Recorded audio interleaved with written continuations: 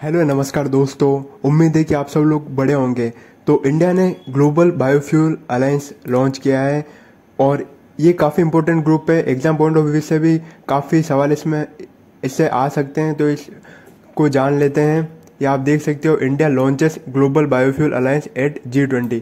India और भी बहुत सारे फाउंडिंग कंट्री है और इंडिया ने मिलकर बहुत सारे कंट्री के साथ ग्लोबल बायोफ्यूल अलायंस लॉन्च किया है। और ये आप देख सकते हो, USA, ब्राज़ील, बांग्लादेश, इटली और भी बहुत सारी कंट्री हैं जो फाउंडिंग मेंबर है इस ग्रुप की। और ये ग्रुप काफ़ी इंपॉर्टेंट ग्रुप है सस्टेनेबल डेवलपमेंट गोल को अचीव करने में। तो इस ग्रुप के बारे में जानेंगे। उससे पहले आज के लिए आपके लिए MCQ देखो, बायोफ्यूल अब काफ़ी चर्चा में रहने वाला है, तो इसका वर्ल्ड बायोफ्यूल डे कब मनाया जाता है ये भी काफ़ी इंपॉर्टेंट हो जाता है। कोई भी एग्जाम में इसका MCQ ये आ सकता है, तो आप ये याद रखिएगा। और अगर आपको इसका सही आंसर पता है तो कमेंट सेक्शन में ट्राई करें कि वर्ल्ड बायोफ्यूल डे कब मनाया जाता है। इसलिए मैं ये MCQ आपके लिए लाया हूँ। तो अगर आपका इसका सही जवाब पता है तो एक बार कमेंट सेक्शन में इसका सही आंसर आप ज़रूर दें। तो prime minister Narendra Modi ji global biofuel alliance recently launch किया है और 19 कंट्री और 12 इंटरनेशनल ऑर्गेनाइजेशन अभी एग्री हो गए हैं कि हम इसमें पार्ट लेंगे। कौन कौन सी कंट्री इसमें पार्ट लेने वाली है इसके बारे में भी मैं आपको इस ग्रुप वीडियो में बता दूंगा।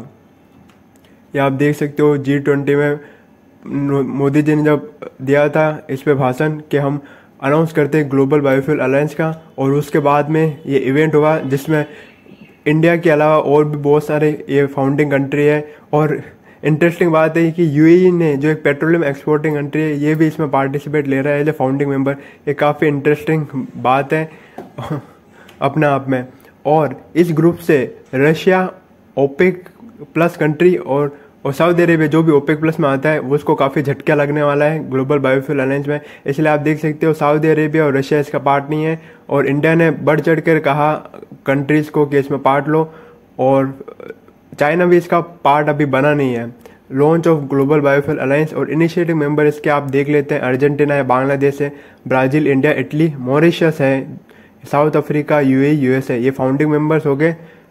और ऑब्जर्वर मेंबर है कनाडा और सिंगापुर, अभी ऑब्जर्वर कंट्रीज हैं इस ग्रुप में। तो इससे फ़ायदा क्या होने वाला है इसके बारे में थोड़ा डिस्कस कर लेते हैं, और बायोफ्यूल के बेनिफिट क्या है वो भी जानते हैं पहले।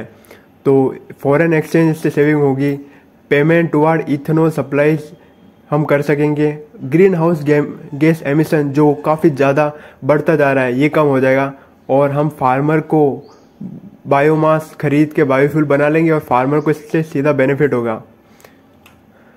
तो बायोफ्यूल के क्या बेनिफिट है, क्योंकि ये बायोफ्यूल क्या करता है, तो बायोफ्यूल करता है reliable and sustainable energy offer करता है, और ये सर्कुलर इकोनॉमी को भी कंट्रीब्यूट करता है और प्रमोट करता है। और वेस्ट जो होता है, वेस्ट के द्वारा हम एग्रीकल्चर वेस्ट है और भी वेस्ट, एनिमल वेस्ट है, उसको यूज़ कर सकते हैं और सर्कुलर इकोनॉमी से बढ़ती है।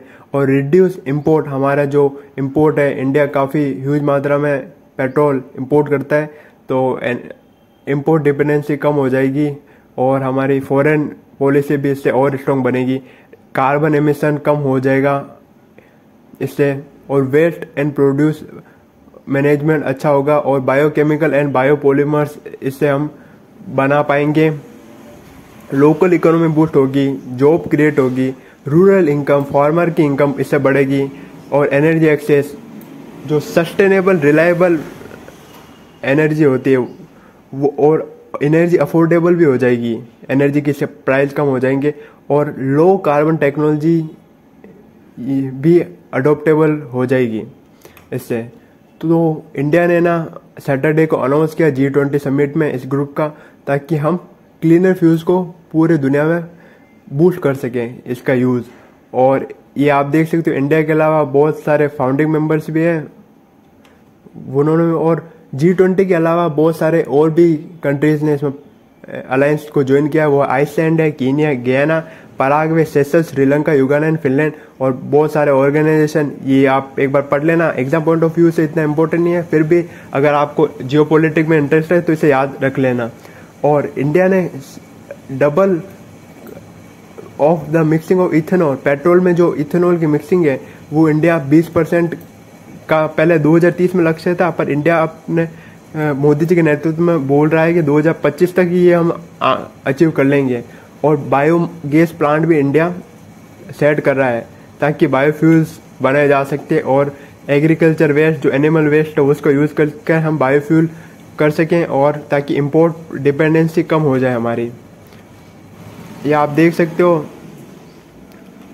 और इंडिया अभी रिसेंटली जुलाई 2023 के आंकड़े, इंडिया ऑलरेडी 11.93 इथेनॉल ब्लेंडिंग करता है अपने पेट्रोलियम पे, और 2025-26 तक हमारा एम है कि 20% हम इथेनॉल जो एक बायोफ्यूल है उसकी ब्लेंडिंग कर देंगे पेट्रोल में, जिससे एनर्जी एफिशिएंसी हमारी बढ़ जाएगी और पेट्रोल की जो इंपोर्ट है उस पर खर्चा कम होगा, जिससे हमारी इकोनॉमी और ज़्यादा एफिशिएंट होगी और इंपोर्ट बिल कम आएगा।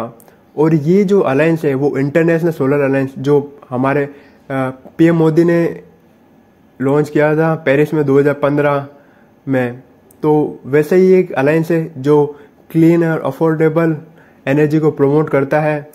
और अभी रिसेंटली इंटरनेशनल एनर्जी एजेंसी ने एक रिपोर्ट जारी की थी और उन्होंने बोला कि अगर सस्टेनेबल बायोफ्यूल प्रोडक्शन अगर 2030 तक ट्रिपल होगा तभी हम नेट जीरो एमिशन की तरफ बढ़ पाएंगे।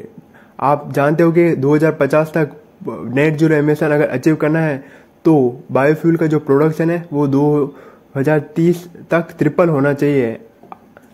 तो ये एक इम्पोर्टेंट है। और आप देख सकते हो लीडिंग कंट्री कौन है 2022 के अकॉर्डिंग बायोफ्यूल में, तो यूएस ब्राजील टॉप में है, काफ़ी बड़ी मात्रा में बायोफ्यूल प्रोड्यूस करते हैं। इसके अलावा चाइना भी है और इंडिया ऑफकोर्स अब 2023 में अर्जेंटीना से आगे निकल गया होगा बायोफ्यूल के प्रोडक्शन में, क्योंकि नरेंद्र मोदी जी के नेतृत्व में काफ़ी इसमें प्रगति हो रही है बायोफ्यूल में। और हमें और भी बायो प्लांट इसमें लगाने होंगे ताकि और भी ज़्यादा बायोफ्यूल इंडिया लगा सके, इंक्रीज कर सके इसकी कैपेसिटी। इंडिया वर्ल्ड की 3rd बिगेस्ट ऑयल इम्पोर्टेंट है और कंज्यूमर है, और 85% हम क्रूड पे डिपेंड करते हैं। और अगर हम बायोफ्यूल बना पाएंगे तो इंपोर्ट कम होगा और ये हमारी नीड ऑफ द आवर भी है। और हमें 2070 तक हमारी कंट्री को कार्बन न्यूट्रल बनाना है। ये अलायंस हेल्प करेगा, जो इंटरनेशनल बायोफ्यूल अलायंस है ना, ये एंकरेज करेगा ट्रेड, बायोफ्यूल में ट्रेड में कॉन्क्रीट पॉलिसी बनाने में मदद करेगा, देशों के बीच में टेक्निकल सपोर्ट प्रोवाइड करेगा और भी बहुत सारी पॉलिसी बनाएगा। और इंडिया क्या कर रहा है आज के समय, प्लान कर रहा है to build 12 bio refinery to produce fuel from items including crop stubble plant management and municipal solid waste. इससे फार्मर की भी इनकम ग्रो होगी और इंडिया भी ग्रो होगा, हमारा इंपोर्ट बिल भी कम आएगा। तो काफ़ी इंपॉर्टेंट अलायंस है पूरी दुनिया और इंडिया के लिए, क्लीन और सस्टेनेबल एनर्जी के लिए। When the world observe world biofuel day, biofuel day कब मनाता है, तो इसका सही जवाब है 10 अगस्त। तो ये आप देख सकते हो 10 अगस्त को वर्ल्ड बायोफ्यूल डे मनाया जाता है। Thank you for watching. अगर वीडियो आपको इंटरेस्टिंग लगा तो चैनल को सब्सक्राइब कर देना और वीडियो को लाइक करना। Thank you for watching. God bless you all. मैं और भी